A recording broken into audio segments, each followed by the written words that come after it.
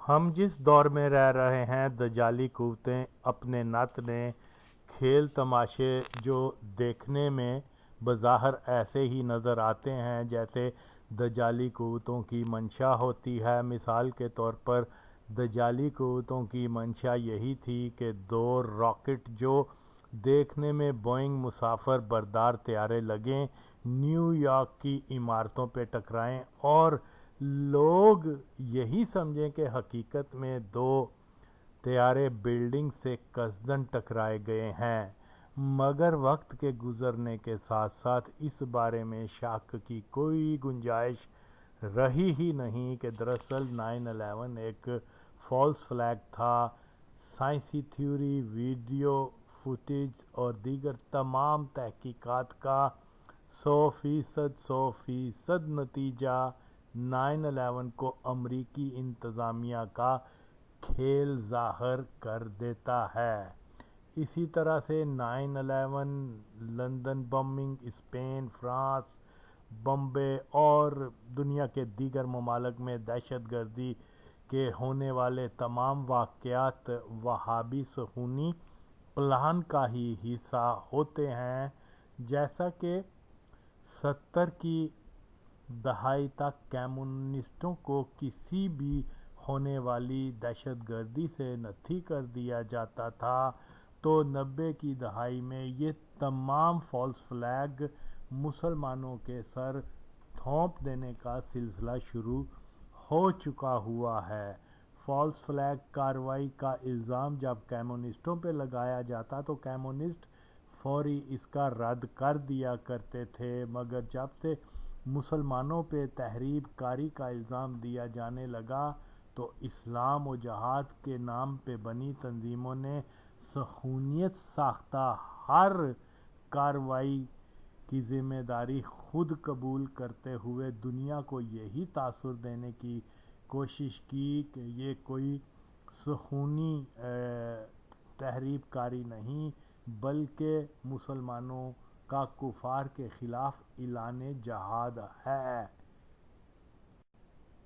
جیسا کہ میں پہلے بھی کئی بار کھل کر بیان کر چکا ہوا ہوں کہ صہیونی منصوبہ سازوں نے جب یہ فیصلہ کر لیا تھا کہ دوسری جنگ عظیم کے ختم ہونے کے بعد وہ فلسطینیوں کی سرزمین پہ ایک یہودی ریاست اسرائیل تشکیل دیں گے تو فطرتی طور پر مسلمان دنیا میں اس کا ایک شدید رد عمل ہوگا اور نئی یہودی ریاست کے خلاف مسلمان جہاد شروع کریں گے، جس سے اسرائیل ایک طویل جنگ کی زد میں آ جائے گا۔ اسرائیل کے خلاف جہاد روکنے کا یہودی نے توحید و اہل کتاب کے نام سے ایک راستہ یہ نکالا کہ انہوں نے مسلم دنیا میں اخوان المسلمین، جماعت غیر اسلامی، دیوبندی، قادیانی، اہل حدیث اور دیگر وہابی تنظیموں کے ساتھ مل کر یہ نظریہ عام کیا کہ عیسائی، مسلمان اور یہودی اپنے مذہبی اختلافات ہونے کے باوجود عیسائی، مسلمان اور یہودی کیونکہ اہل کتاب ہیں اور خدا کے وجود کے قائل ہیں، لہذا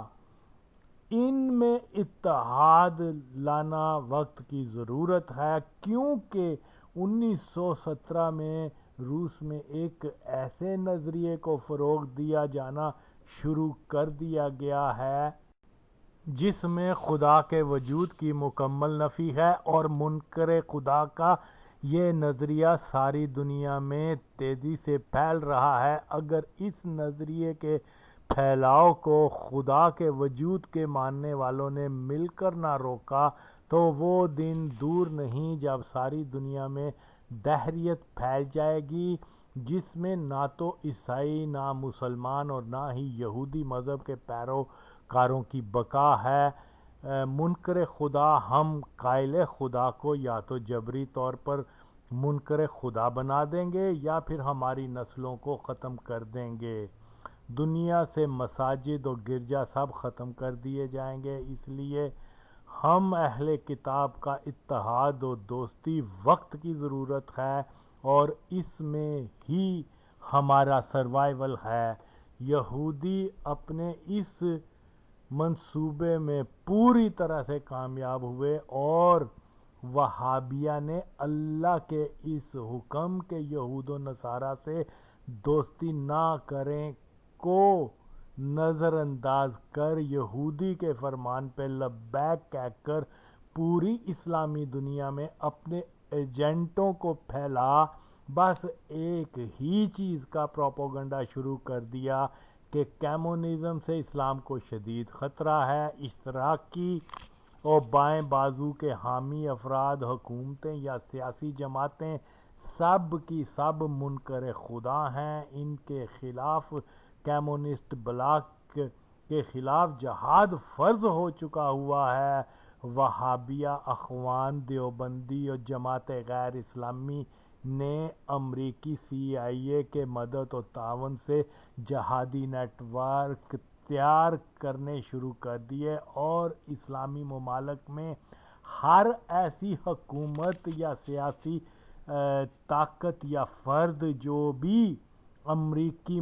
بلاک کا حصہ نہیں ہوتا تھا یا امریکہ مخالف تھا بلکہ ان کے رجحانات ترقی پسند، نیشنلسٹ، نو آبادیاتی، مخالف اور سامراج دشمن تھے، وہابیہ، اخوان دیوبندی، جماعت غیر اسلامی CIA کی ہدایت و مدد سے وہابیہ، افغان دیوبندی، جماعت غیر اسلامی قاتل جتھے ان کے خلاف فتویٰ کفر جاری کر کے بغاوت اور قتال فی سبیل اللہ شروع کر دیا کرتے۔ جیسا کہ انڈونیشیا کے بانی سکارنو جو امریکہ مخالف تھا اور اپنے ملک کو دجالی قوتوں سے محفوظ رکھنا چاہتا تھا، اس لیے اس نے امریکی امداد کی پیشکش کو بھی ٹھکرا کر اپنے ملک کو امریکی بلاک کا حصہ بننے سے دور رکھا۔ سکارنو امریکہ اور مغربی ممالک کی پالیسی کے سخت خلاف تھا، فلسطین اور کشمیر کی جدوجہد آزادی کے حق میں تھا، مگر CIA اور انڈونیشیا کے وہابیوں نے سکارنو کو کمیونسٹ قرار دے اس کے خلاف بغاوت کرتے ہوئے لاکھوں بے گناہ مسلمان شہریوں کا قتل عام کیا، جبکہ سکارنو کی اسلام و مسلمان سے وابستگی کا یہ حال تھا کہ جب 6 ستمبر 1965 بھارت نے پاکستان پہ حملہ کر دیا تو سکارنو نے اپنی ایئر فورس کے طیارے پاکستان کو دے دیے، اسلحہ اور رضاکار اناج اور بہت سا امدادی سامان پاکستان کو دیا۔ امریکہ سکارنو کی اس حرکت سے بہت ناراض ہوا اور انڈونیشیا کی فوج کے وہابیوں کو سکارنو کا تختہ الٹانے کا حکم دیا۔ یوں اکتوبر کی پہلی تاریخ کو اکتوبر 1965 کی پہلی تاریخ کو امریکہ مخالف سکارنو کی حکومت کو ختم کر دیا گیا اور وہابی تعاون سے امریکہ نے انڈونیشیا سے ایک امریکی مخالف حکومت کو ختم کر دیا۔ بے شک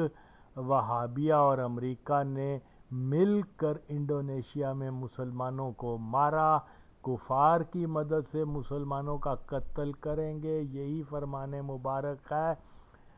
نبی پاک کا جو ہر دور اور ہر خطے میں پورا ہوتا دیکھا جا سکتا ہے۔ اسی طرح سے مصر کی نو آبادی اور امریکی سامراج مخالف جمال عبد الناصر کی ایک ترقی پسند حکومت کے ساتھ CIA کے اشارے سے مصر کے وہابی نظریات اخوان المسلمین نے جو کیا کہ مصر جو ایک وقت میں فرانس، برطانیہ اور اسرائیل کے کفار کے خلاف وادی سینا اور نہر سویز پہ برسر پیکار تھا، تو داخلی طور پر اخوان المسلمین مصر میں تخریبی کارروائیاں کر کے مصر کا شدید نقصان کرتے رہے۔ کفار کی مدد سے مسلمانوں کا قتل عام کریں گے۔ یہی فرمان مبارک ہے نبی پاک صلی اللہ علیہ وسلم کا، جو ہر دور اور ہر خطے میں پورا ہوتا دیکھا جا سکتا ہے۔ پاکستان میں بھی بھٹو کی سامراج مخالف حکومت کو گرانے میں CIA، جماعت غیر اسلامی، قادیانی، دیوبندی ایک دوسرے کے اتحادی بنے، کفار کی مدد سے مسلمانوں کا قتل کریں گے۔ یہی فرمان مبارک ہے نبی پاک صلی اللہ علیہ وسلم میں، جو ہر دور و ہر خطے میں پورا ہوتا دیکھا جا سکتا ہے۔ شام کے حافظ الاسد نے امریکہ کا اتحادی بننے کی پیشکش کو رد کیا تو اسرائیل اور امریکہ نے اخوان المسلمین کے ذریعے شام میں دہشت گردی شروع کروا دی کہ اسد حکومت وہ حکومت تھی جو اسرائیل کی توسیع پسندی میں رکاوٹ تھی، مگر اخوان المسلمین نے حافظ الاسد کو کافر کہا، اس کے خلاف بغاوت کی، ہزاروں شامی مسلمانوں کو، بے گناہ مسلمانوں کو شہید کیا۔ کفار کی مدد سے مسلمانوں کا قتل عام کریں گے، یہی فرمان مبارک ہے نبی پاک کا، جو ہر دور میں ہر خطے میں پورا ہوتے ہم نے سب نے دیکھا ہے۔ یہ علیحدہ بات ہے کہ اس کے باوجود بھی کچھ لوگ جو ہے وہ وہابیہ دیوبندیہ کی تعریف کرتے ہیں، ان کو اسلام دوست کہتے ہیں۔ اب یہی لیبیا میں سامراج اور اسرائیل مخالف قذافی حکومت کے خلاف نیٹو، یورپ، ترکی، داعش، القاعدہ، اخوان المسلمین نے مل کر بھرپور جنگ کی اور لیبیا کو تباہ و برباد کر دیا۔ کفار کی مدد سے مسلمانوں کا قتل کریں گے، یہی فرمان مبارک ہے نبی پاک صلی اللہ علیہ وسلم کا، جو ہر دور میں پورا ہوتا دیکھا جا سکتا ہے۔ عرب سپرنگ، جس کا معمار ایک صہیونی ہنری لیوی ہے، مگر اخوان المسلمین، القاعدہ، النصرہ، داعش، وہابیہ نے ترکی کی اخوان حکومت کی مدد سے، جس کا لیڈر اردگان تھا، کی مدد سے شام و عراق میں جو خون کی ہولی کھیلی وہ کسی سے ڈھکی چھپی نہیں۔ کفار کی مدد سے مسلمانوں کا قتل کریں گے، یہی فرمان مبارک ہے نبی پاک صلی اللہ علیہ وسلم کا، جو ہم نے ہر دور اور ہر خطے میں پورا ہوتا دیکھا ہے۔ اگرچہ اسلامی دنیا میں بے شمار ایسے واقعات دیکھنے کو ملتے ہیں جن میں وہابیہ، اخوان المسلمین، دیوبندی اور جماعت غیر اسلامی نے اسلام و جہاد کا نعرہ لگاتے ہوئے اسلامی ممالک میں یہود و نصارہ کے مفادات کے لیے کام کیا، کیونکہ کفار کی مدد سے مسلمانوں کا قتل عام کریں گے، یہی فرمان مبارک ہے نبی پاک صلی اللہ علیہ وسلم کا، جو ہر دور میں پورا ہوتا دیکھا جا سکتا ہے۔ افسوس کہ آج انہی کو اسلام کی بیٹی اور عاشق رسول کہا جا رہا ہے۔ عجیب بات یہ ہے کہ امریکہ اور اسرائیل نے سکارنو، جمال ناصر، ذوالفقار علی بھٹو، کرنل قذافی، یاسر عرفات، حافظ الاسد کو دشمن کہا تو انڈونیشیا، شام، مصر، پاکستان، لیبیا کے وہابیہ، اخوان المسلمین، دیوبندی اور جماعت غیر اسلامی والوں نے بھی سکارنو، جمال ناصر، ذوالفقار علی بھٹو، شہید قادیان شکن اور کرنل قذافی، یاسر عرفات، حافظ الاسد جیسے امریکہ مخالف حکمرانوں کو کافر، کمیونسٹ، شرابی، زانی، رافضی کی شہرت دے ان سب کو اسلام کے لیے خطرہ قرار دے دیا، ان کی حکومتوں کو گرانے کی کوشش میں لگے رہے، جو مزید ایک پختہ دلیل ہے کہ یہود و نصارہ اور وہابیہ، اخوان المسلمین، دیوبندی، جماعت غیر اسلامی کا دشمن مشترک تھا، ان سب کا دشمن مشترک تھا، لیکن پھر بھی ایسے لوگوں کو کہا جا رہا ہے کہ یہ لوگ اسلام کی بیٹی ہیں۔ اب سکارنو، جمال ناصر، ذوالفقار علی بھٹو، کرنل قذافی، یاسر عرفات، حافظ الاسد سے اسلام کو کیا خطرہ تھا؟ سن لیں یہ بھی، یہ سب مل کر اسلامی دنیا کا ایک مضبوط اتحاد بنانا چاہ رہے تھے، اپنے ممالک کو امریکہ کی غلامی سے بچانا چاہ رہے تھے، ایک آزاد پالیسی بنانا چاہتے تھے، اسرائیل اور کشمیر کی آزادی چاہتے تھے، اسلامی فوج کی تشکیل چاہتے تھے، ایٹمی قوت بننا چاہتے تھے، ڈالر کی بجائے گولڈ کرنسی کو اپنانا چاہتے تھے، یو این او کی بجائے اسلامی ممالک کی آپس کے مسائل کو حل کرنے کی ایک علیحدہ تنظیم بنانا چاہتے تھے، روس یا امریکہ کے بلاک کی بجائے اسلامی بلاک کی تشکیل چاہتے تھے۔ اگر یہ سب اقدامات اسلام مخالف ہیں تو پھر وہابیہ، اخوان المسلمین، دیوبندی، جماعت غیر اسلامی کا ان کے خلاف اسلام کے نام پر اٹھ کھڑے ہونا درست، اور اگر یہ سب اقدام مسلم امہ کے مفاد میں جاتے ہیں تو پھر آج کی نوجوان نسل کھل کر وہابیہ، اخوان، دیوبندی، جماعت غیر اسلامی کو اسلام دشمن قرار دے کر اپنا اسلام دوست ہونا ثابت کریں، نہ کہ ان کو اسلام کی بیٹی یا عاشق رسول کہا جائے۔ بے شک وہابیہ، دیوبندی اور جماعت غیر اسلامی کی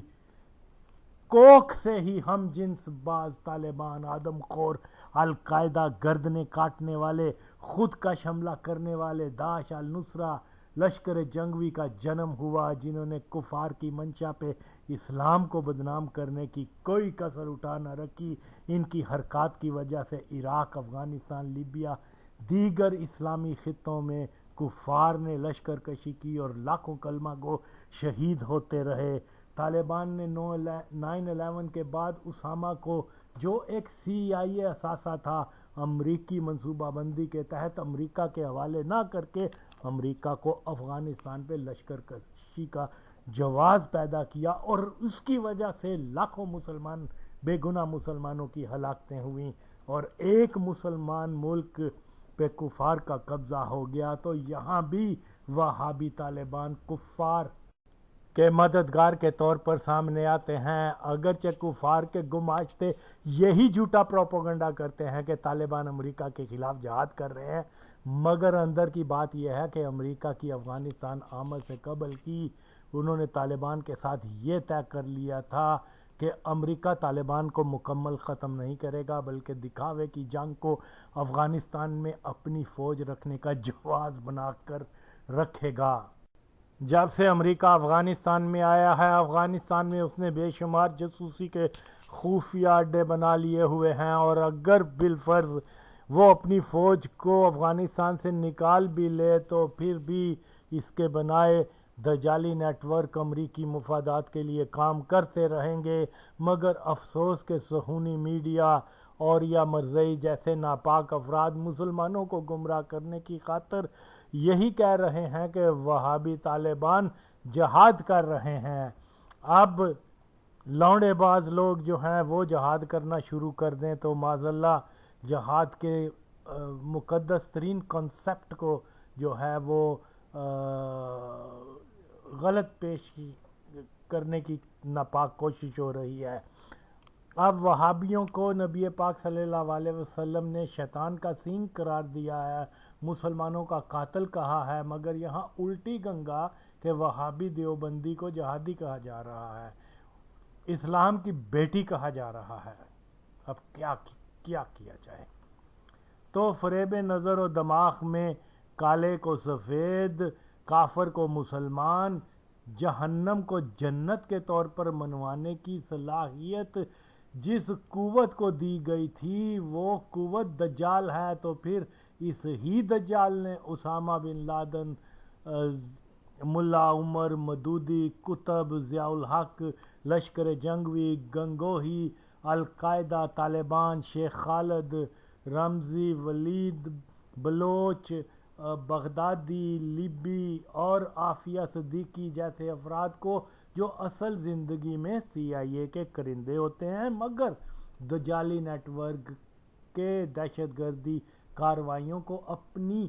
جہادی جدوجہد قرار دے دنیا کو یہی باور کروانے کے منصوبے پہ کام کرتے ہیں کہ لوگ کسی بھی دہشت گردی کو مسلمانوں کا عمل سمجھیں جس سے اسلام کی، مسلمان کی بدنامی ہو۔ یہی وجہ ہے کہ یہ گروپ تشکیل دیے گئے تھے۔ جبکہ ان تمام دہشت گردی کا منصوبہ اور تیاری صہیونیوں کا ہوتا ہے، مگر عافیہ صدیقی، اسامہ بغدادی، شیخ خالد جیسے وہابی، دیوبندی، اخوانی CIA کی منشا پہ ان دہشت گردانہ کارروائیوں کو اپنے جہاد کے نام سے منسوب کر دیتے ہیں، تو مسلمان نوجوانوں کو سمجھنا ہوگا کہ اسامہ بن لادن، ملا عمر مودودی، قطب ضیاء، جنگوی گنگوی، القاعدہ، طالبان، شیخ خالد، رمزی، ولید بغدادی، لیبی، عافیہ صدیقی، یہ تمام کے تمام نبی کے دشمن، اللہ کے دشمن، در حقیقت کفار کے ساتھی ہیں، اور ان کی حیثیت ماں سوائے کرائسس ایکٹر کے کچھ نہیں ہوتی، مگر دجالی میڈیا، زاد احمد اور یا مقبول قادیانی اور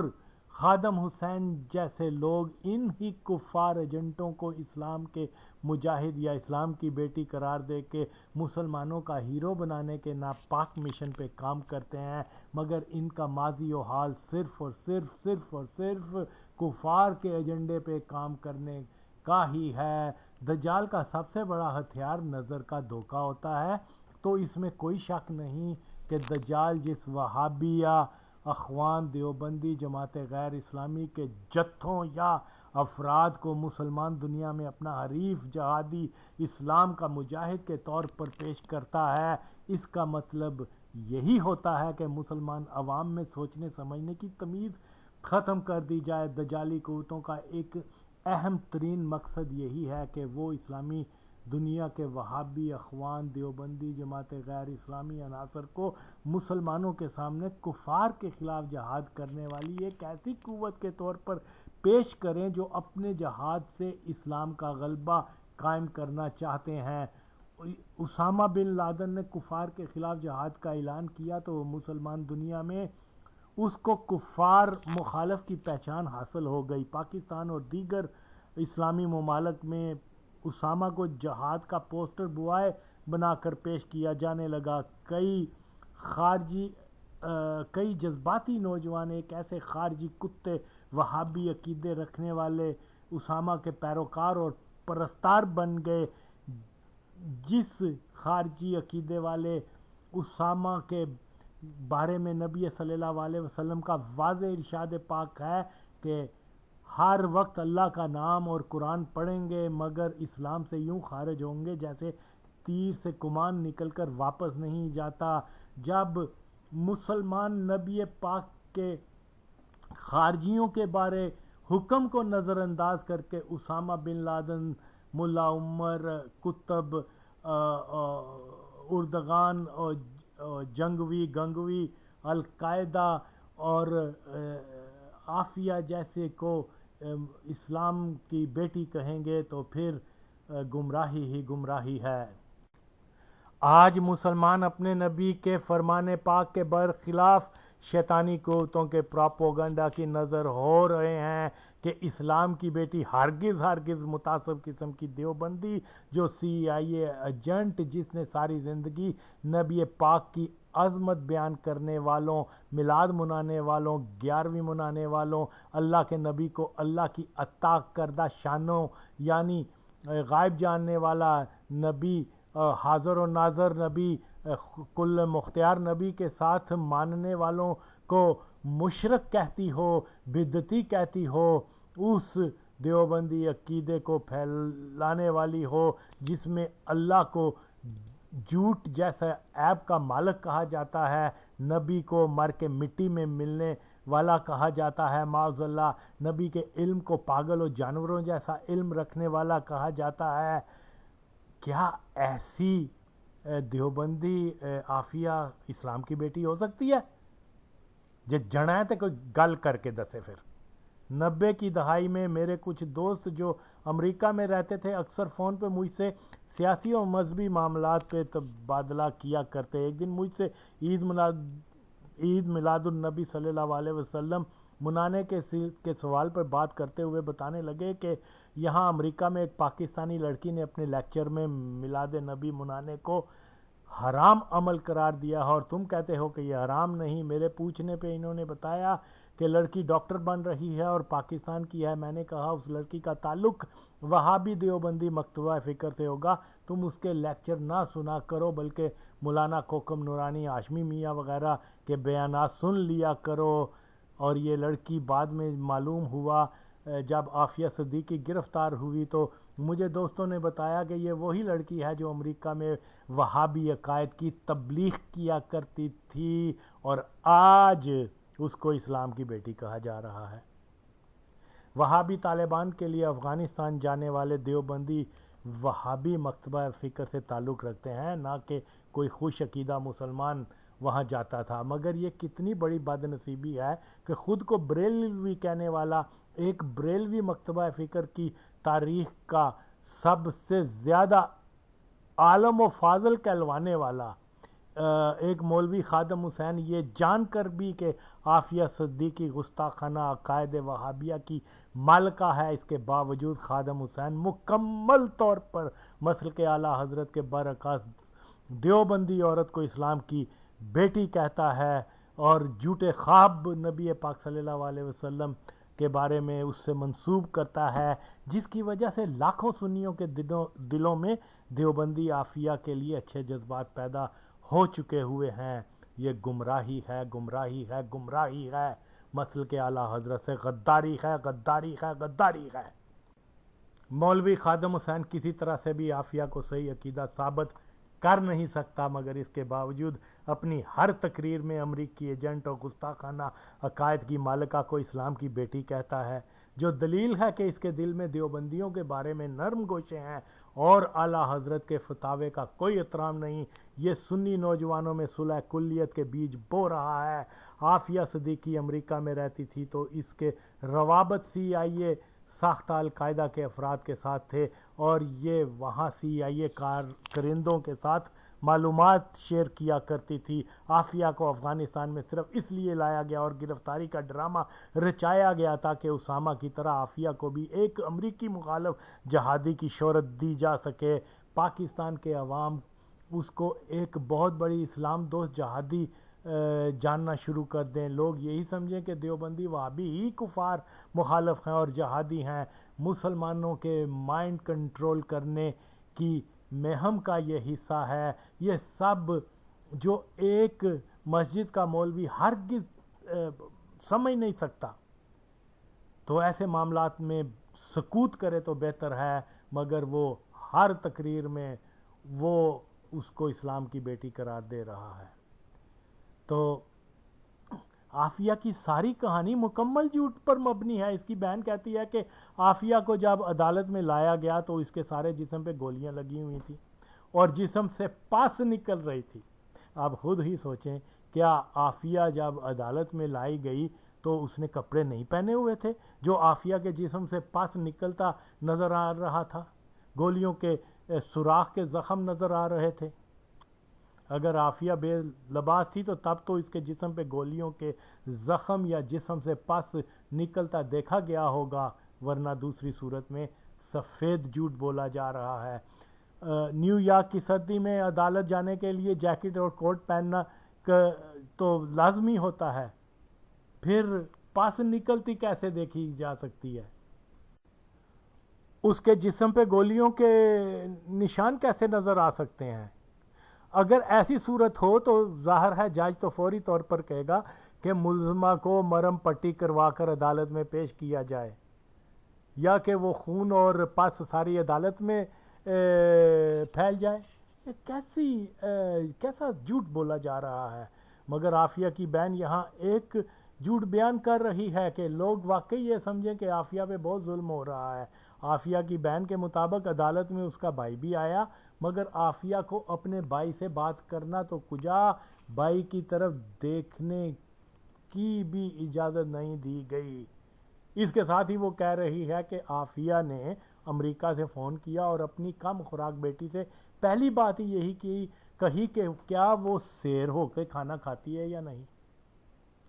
اب کہاں یہ بتایا جا رہا ہے کہ عافیہ بھائی کی طرف دیکھنے کی بھی اس کو اجازت نہیں تھی، اور کہاں یہ بتایا جا رہا ہے کہ امریکہ سے عافیہ کے فون بھی آتے ہیں اور اہل خانہ سے بات بھی ہوتی ہے. تو دو مختلف بیان سننے کو مل رہے ہیں، جن میں ایک بیان جھوٹا ضرور ہے۔ عافیہ کے گھر والوں کے انٹرویو سن ان کے چہرے کے تاثرات اور انداز گفتگو سے صاف معلوم ہوتا ہے کہ وہ جھوٹ بول رہے ہیں۔ عافیہ کی ایسی تصاویر جن کو دیکھ کر یہی تاثر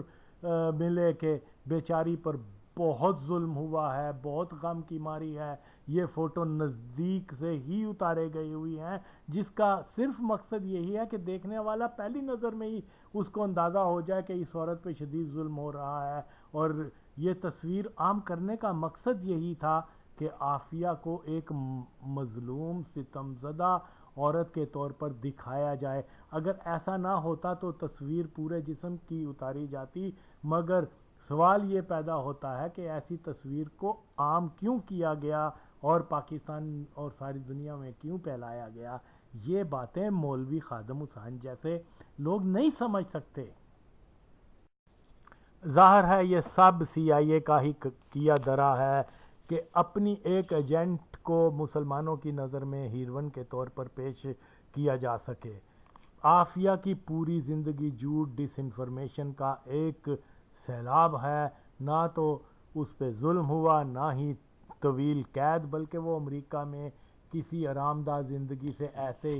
اسی طرح لطف اندوز ہو رہی ہے جیسے القاعدہ کے دیگر افراد جن کو امریکہ لے جایا گیا تھا ایک کمفرٹ لائف گزار رہے ہیں۔ ایسے سی آئی اے افراد کی شناخت بھی بدل کر ان کو مختلف دجالی نیٹ ورک کے ساتھ منسلک کر دیا جاتا ہے۔ عافیہ کہاں ہے، کیا کر رہی ہے، یہ سب معلومات صرف میڈیا کی حد تک ہی ہم تک پہنچی، مگر اصل حقائق اللہ جانتا ہے یا سی آئی اے جانتا ہے۔ بے شک جیل، تشدد، القاعدہ، دہشت گردی، یہ سب یک طرفہ معلومات ہیں، اور صہیونیت کی منشا یہی ہے کہ لوگ ان معلومات کو ہی سچ جانیں، جو کہ ہرگز سچ نہیں ہے۔ اب ہمارے مولوی اور اولیاء جیسے قادیانی پورا زور لگاتے رہے کہ عافیہ کو اسلام کی بیٹی بنا کر پیش کریں، وہی معلومات سچ جانیں جو صہیونیت کی منشا پہ پھیلائی گئی ہیں۔ خادم حسین اپنی ہر تقریر میں ایک کٹر دیوبندی مفتی تقی عثمانی کی مریدنی وہابی عقائد پھیلانے والی تنظیم دی یونائٹڈ اسلامک آرگنائزیشن کی ایک انتہائی متحرک مبلغہ عافیہ صدیقی کو اسلام کی بیٹی کہتا ہے، یہ جانتے ہوئے بھی کہ عافیہ ایک دیوبندی وہابی ہے، مگر اس کے بارے میں اسلام سے محبت کے جھوٹے واقعہ سناتا ہے کہ عافیہ کو امریکی کہتے ہیں کہ قرآن پہ پاؤں رکھو تو تم آزاد ہو، مگر وہ امریکیوں کا ظلم برداشت کر لیتی ہے، قرآن کی توہین نہیں کرتی۔ اب یہ بندہ سنت رسول چہرے پہ سجا ایسے جھوٹ قوم کے سامنے پیش کرتا ہے، اس کو شرم نہیں آتی؟ جس کا مقصد صرف یہی ہے کہ لوگوں کے دلوں میں دیوبندیوں کا احترام پیدا ہو۔ اب اس مولوی کو اچھی طرح سے معلوم ہے کہ جو دیوبندی نبی صلی اللہ علیہ وسلم کی توہین کرنے کو اسلام سمجھتے ہیں تو قرآن مجید کی توہین کرنا ان کے لیے کیا اہمیت رکھتا ہے۔ اس جاہل مولوی کو پوری مسلم دنیا میں صرف اور صرف عافیہ ہی ایسی عورت ملی جس کو وہ اسلام کی بیٹی کہتا ہے۔ اب جو عافیہ یہ عقیدہ رکھتی ہے کہ نبی کا احترام بس اتنا کرو جتنا بڑے بھائی کا احترام کرتے ہو، ایسا عقیدہ رکھنے والی کو اسلام کی بیٹی کیسے مانا جا سکتا ہے؟ تو یہ سوچ کسی بھی باشعور سنی کی تو ہو ہی نہیں سکتی، البتہ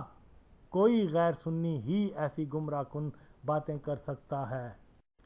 صاف ظاہر ہے کہ خادم حسین دانستہ طور پہ یہ سب کچھ کر رہا ہے، پھر کہتا ہے کہ عافیہ دیوبندی کے خواب میں نبی پاک صلی اللہ علیہ وسلم آئے۔ چلو ہن میرے نبی ان دشمن خارجیوں کے خواب میں آشکار ہوں گے جن کے بارے میں خود نبی پاک کا اپنا فرمان مبارک یہ ہے کہ اللہ کی تمام مخلوق میں یہ سب سے خراب ہیں۔ کیا میرا نبی صلی اللہ علیہ وسلم اس دیوبندی مبلغہ سی آئی اے جیسی اسلام دشمن تنظیم کے لیے کام کرنے والی عافیہ کے خواب میں آئیں گے جو نبی پاک کے نماز میں خیال آنے کو گائے اور گدھے کے خیال سے بدتر جانے معاذ اللہ؟ جب اعلیٰ حضرت کے فتوے کے مطابق بد عقیدہ سے میل جول نہ رکھیں اور یہ خادم حسین आफिया सिद्दीकी के वहाबी घर वालों से मिलता है, उनकी बताई झूठी बातों को सुन्नी बच्चों को बताकर यह साबित करना चाहता है कि सुन्नियों को मुशरक कहने वाली आफिया भी इस्लाम की बेटी है। बेशक हमारे नबी सल्लल्लाहु अलैहि वसल्लम किसी गौस दाता की दुश्मन आफिया के ख्वाब में नहीं आते। सुन लो खादम हुसैन,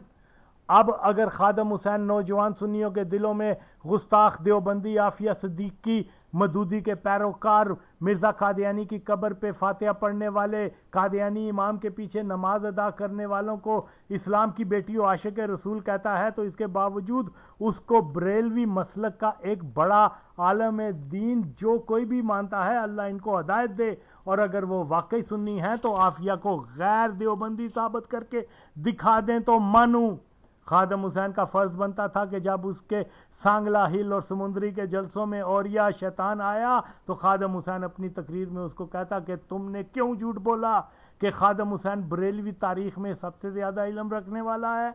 खादम हुसैन का फ़र्ज़ बनता था कि वो औरिया को कहता तू कादियान जाकर मिर्ज़ा की कब्र पे हाज़री दे, उनकी इबादत गाह में चंदा दे, उनके पीछे नमाजें अदा कर, तू यहाँ मेरे जलसे में आया ही क्यों। इस्लामी गैरत तो इसी का नाम है। जिस शख्स पे ये असर नहीं कि बरेलवी फतवा उसके लिए रजू का आ चुका हुआ है मगर इस पे कोई रद्द अमल नहीं किया, ना ही रजू किया, मगर उसके सोशल मीडिया गुंडे जिनकी अक्सरियत देवबंदी मगर सुन्नी आईडी है, मेरे सच को दबाने की कोशिश करते हैं, तो सुन लो, फूकों से ये चिराग बुझाया नहीं जाएगा। औरिया मकबूल शैतान आफिया उर्दगान ये सब वहाबी देवबंदी अखवानी अकायद रखने वाले इस्लाम दुश्मन हैं। जो कोई भी इनको आशिक रसूल इस्लाम की बेटी कहता है वो दानिस्ता तौर पर गुमराही फैला रहा है। हर सुन्नी का फ़र्ज़ है कि ऐसे फ़र्ज़ से बच कर रहें। मसल के आला हज़रत जिंदाबाद, पाकिस्तान जिंदाबाद, मरज़ई हटाओ तहरीक। ऐसी सी होना और बूट का जवाब किने देना है? आफिया सिद्दीकी किने वेची और वापस किने ले आनी? अक़वाम मुत्तहिदा तकरीर की सी ना किबला ते नाल उन्हां नूं कहना सी असीं तुहानूं आसिया दित्ती, मैं सवेरे अपनी कुड़ी लैके जानी, फिर असीं तुहानूं कहंदे मुहम्मद बिन कासिम दा वारिस आ गया। कोई काम करो ना, कोई काम करो ना, खाली तकरीर ना आफिया सिद्दीकी ते नहीं आनी ना। राती तकरीर की थी सवेरे ट्रंप नूं कहना सी बच्चे आफिया सिद्दीकी मैं लैके जानी, मैं मुहम्मद बिन कासिम दा वारिस हां। 17 साल हो गए तुसां साडी कुड़ी कैद च रखी, असीं तुहाडी कुड़ी तुहाडे हवाले कर दित्ती, अगर चे जायज कोई नहीं सी जेड़ा तू हरकत कीती, लेकिन चलो तू आफिया सिद्दीकी लियांदा। कोई काम करो, खाली तकरीरां नाल आफिया सिद्दीकी कोई नहीं नाल। आफिया सिद्दीकी दी मां नूं मैं कराची मिलिया ते पता उन्हें मैनू की किया, वो कहण लगी हर रोज जदों अमरीकी जाके दरवाजा खोल देना उसकी जेल का ते नाल मजाक कर देन, राती मुहम्मद बिन कासिम नहीं सी आया तेन छुड़ा, कहते नो फिर रो के ते मुंह दूसरी तरफ कर लेंदी, मुंह ते कपड़ा पा लेंदी। दसो हर रोज अमरीकी उन्होंने ताना देवन मुहम्मद बिन कासिम नहीं आया, नहीं आया, किने बनना है? असी ये गल करते हैं तो कहते हैं दहशत गर्दन, ये बड़े इल्तिहा पसंदी की बातें करते हैं। दसो आफिया सिद्दीकी किने छुड़ानी? उदी मां ने पता मैनू की किया, उन्हें क्या अमरीकी उन्होंने कहते जलिए हुण असीं मुहम्मद बिन कासिम जम्मण वालियां मावां छोड़ियां ही कोई नहीं, हाँ हुण रंगीले जरूर जम्मणगे मुसलमानां च। उन्हें क्या तू भुल जा कि मुहम्मद बिन कासिम ए उन्होंने नाले गल्लां कर देन। उदी मां ने मैनू क्या, उन्हें क्या एक तरीका है तू खुद उठ के चली जा, कुंडी खोल के असीं तैनूं आजाद कर देंदे हां, इत्थे असीं कुरान मजीद बिछा देंदे हां तेरी जेल दे कमरे च, ऐना उत्ते पैर रख के तू चली जा, तैनूं असीं आजाद कर देंदे। ओ औरत हो के यार 17 साल हो गए, औरत हो के अमरीकी कैद च बैठी और कुरान दे तकद्दुस वास्ते, इस्लाम दी इज्जत वास्ते ना वो चीखदी ना वो चिल्लांदी। क्यों जी? ओदी मां ने क्या रसूलुल्लाह दी ख्वाब विच तशरीफ ले गए। जाओ ना छुड़ाओ ना आफिया सिद्दीकी, असीं नाल जेड़ा भी सानू कीमत चुकानी पई वल्ला असीं नाल। एक बारी कब आफिया सिद्दीकी दे एडे गुंडा अमेरिका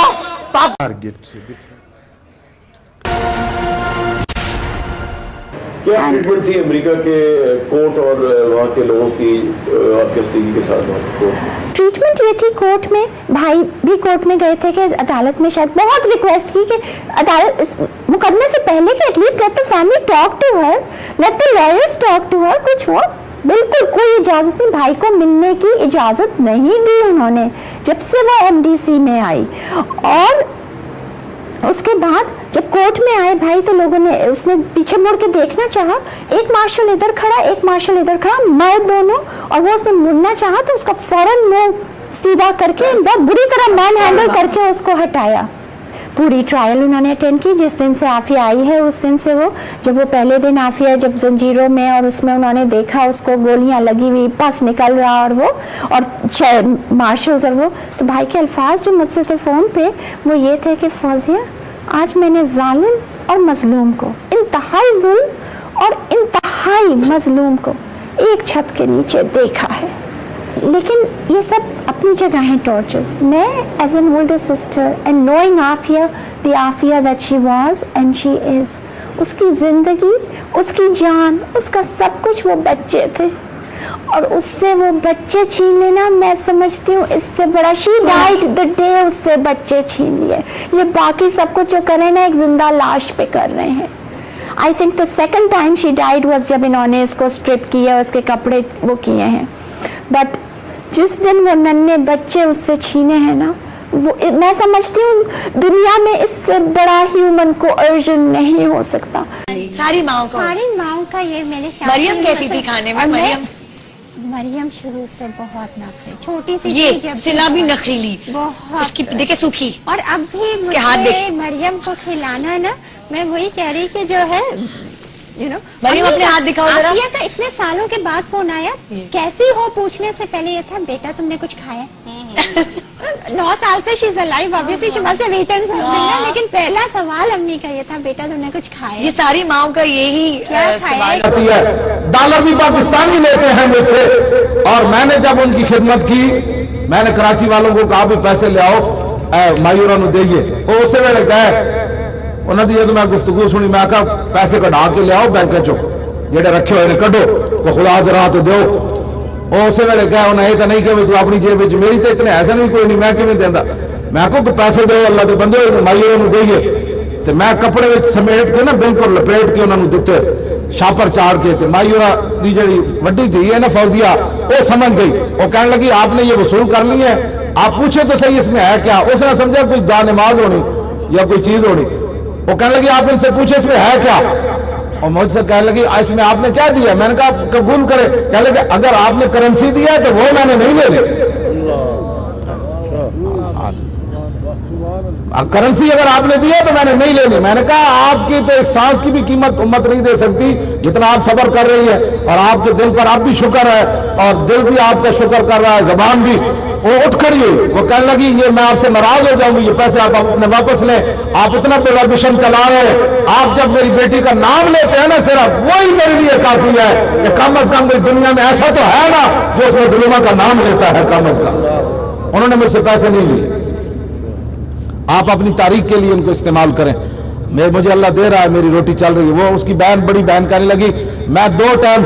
जॉब करती हूँ, एक का खर्चा अपनी बेटों पर लगाती हूँ, दूसरे जॉब टाइम करके जॉब करके मैं डॉक्टर आफिया की बच्चों को पालती हूँ, डॉक्टर है वो बहुत बड़ी। हाँ जी, तो ये सूरत हाल है मतलब है वहां की। तो अब वो इतनी गैरतमंद खातून भी है